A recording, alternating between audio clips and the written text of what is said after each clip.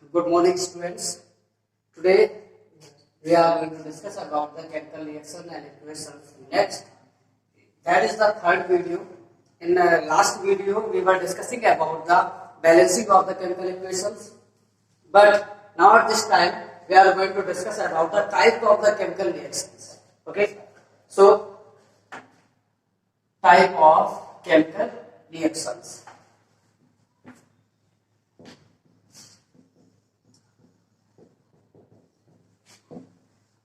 Okay. So first, there are various types of the chemical reactions. So first one is combination reaction. Combination reaction. Okay. Combination reaction. Second one is decomposition reaction.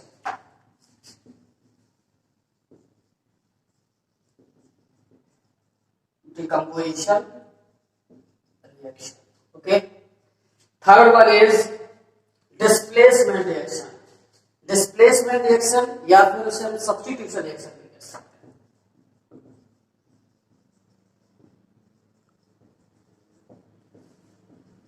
Displacement reaction या फिर हम substitution. Okay. Next one is exothermic reaction. Thermic and endothermic reaction.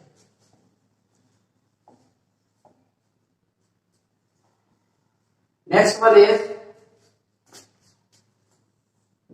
oxidation and reduction reaction. Oxidation and reduction reaction. So now first one is combination reaction, and second one is decomposition reaction. Third one is displacement reaction or substitution reaction. Fourth one is exothermic reaction, and fifth one is oxidation reaction. So there are 5 types of the chemical reactions which are included in your 10th class levels. Okay. Now we are going to discuss one by one. First, combination reaction. So what is the combination reactions? Well, 2 and more than 2 reactants combine together to form the product. That means the addition of the 2 substances get converted into the product. This is known as the combination reaction or addition reaction.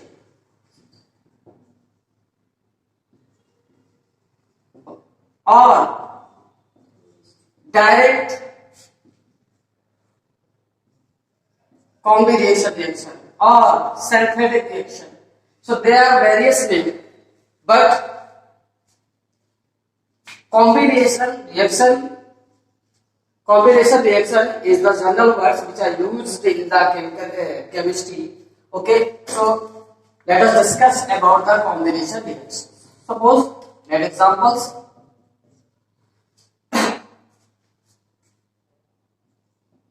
Na plus Cl2 change into NaCl. Okay. Here there are 2 reactants. First one sodium, second one is chlorine, and these are the reactant and combined together form the products. Okay. There is the combination, that means the addition. तो reactant का addition हो रहा है, so product बन रहा है NaCl. So इस तरह की reactions को हम लोग क्या कहते हैं? Combination reaction. क्या कहते हैं? Combination reaction. Okay. Second one is decomposition reaction. जैसा कि नाम से जाएगा decomposition reaction, when one reactant get converted to 2 and more than 2 products. One reactant get converted to the 2 and more than 2 products. Such type of the reaction is known as the decomposition reactions. Suppose decomposition reactions also divided in 3 parts. First, thermal decomposition.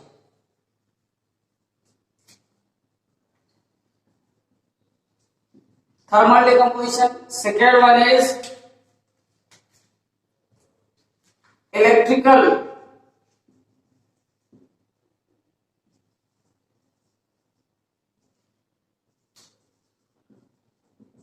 decomposition, and third one is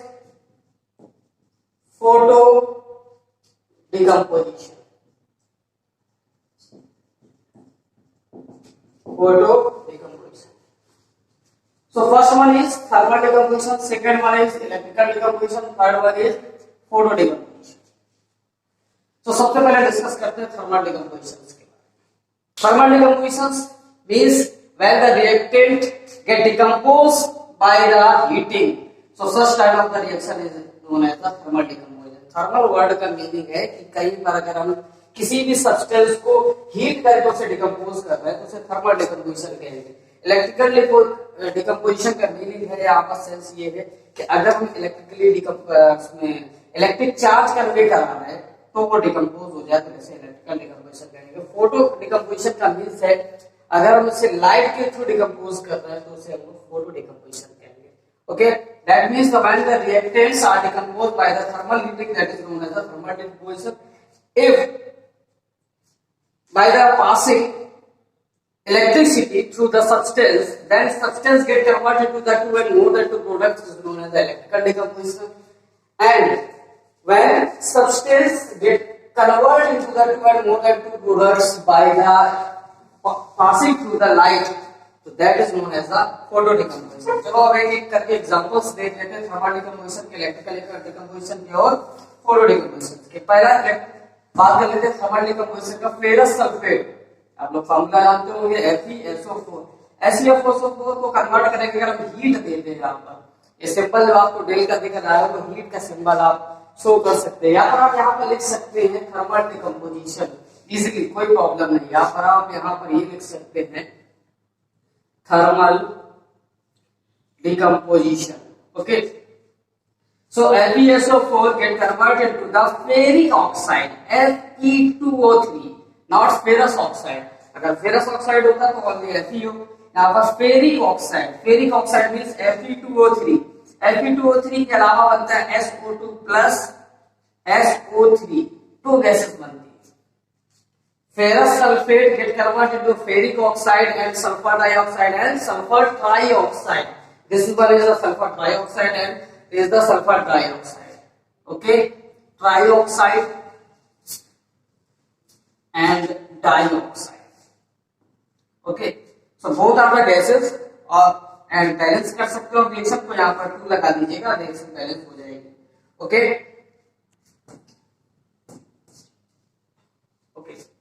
so this is the example of thermal decomposition, and in this process ferrous sulfate get decomposed by the thermal heating, get converted to the ferric oxide and sulfur dioxide and sulfur trioxides. Okay, अगर हम बात करते हैं इसका colour जो होता है आप लोग जानते हो, जनरली इसको हम लोग ग्रीन विट्रोल भी कहते हैं। ग्रीन विट्रोल की जब कंडीशन पर होता है फेरस सल्फेट तो ये FeSO4.7H2 के फॉर्म में होता है, तो इसे ग्रीन विट्रोल कहते हैं। आप इस हिंदी में इसको हरा कसीस भी कहते हैं, कुछ हिंदी मीडियम के बच्चे नहीं होंगे। सो ग्रीन पेट्रोल इंग्लिश में कहते हैं, हिंदी में हरा कसीस कहते हैं। इसका कलर जो होता है वो ग्रीन कलर का। ओके, और यहाँ पर फेरिक ऑक्साइड की बात करते हैं तो फेरिक ऑक्साइड का जो कलर होता है ये ब्राउन कलर का होता है। Okay,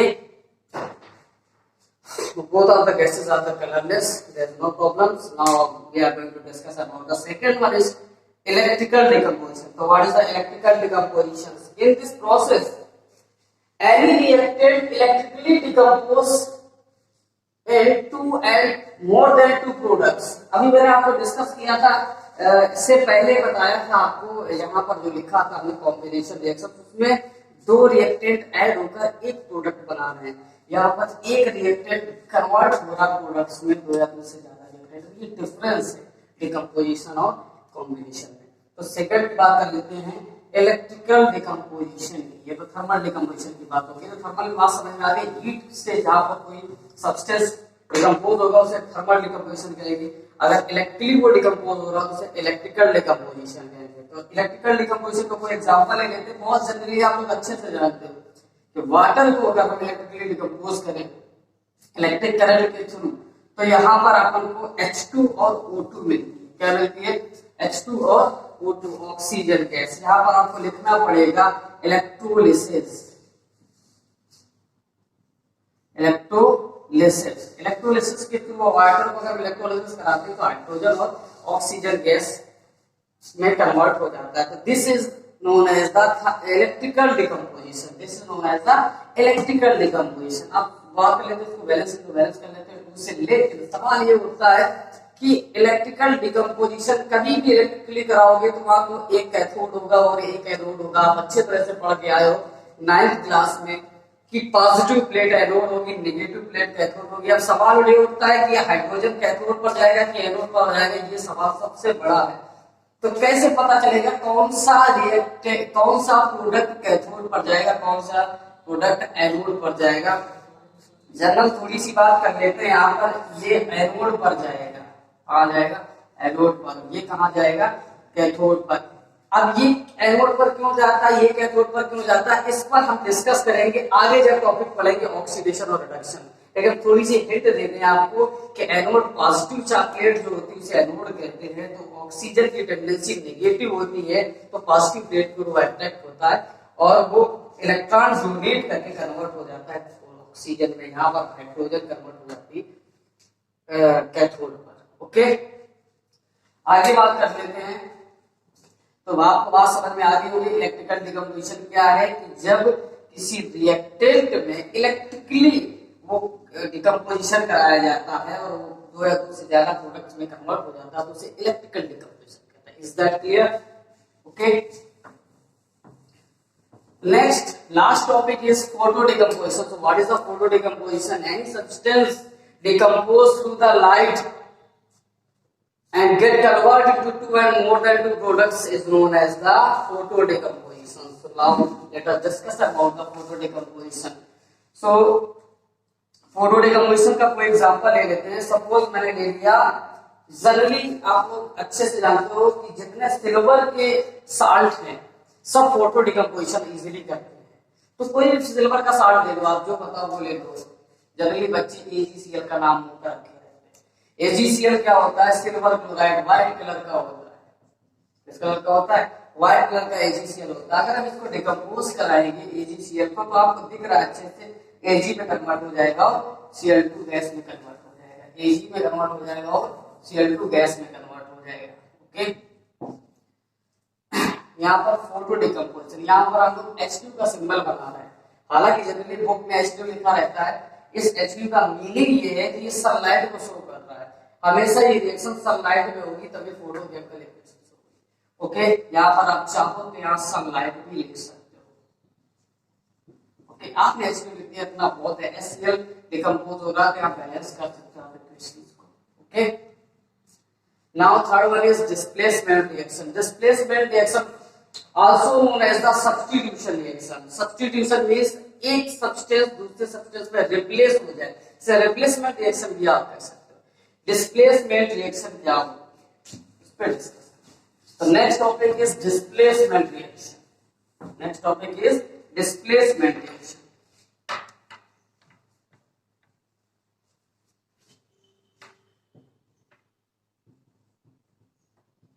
Displacement reaction.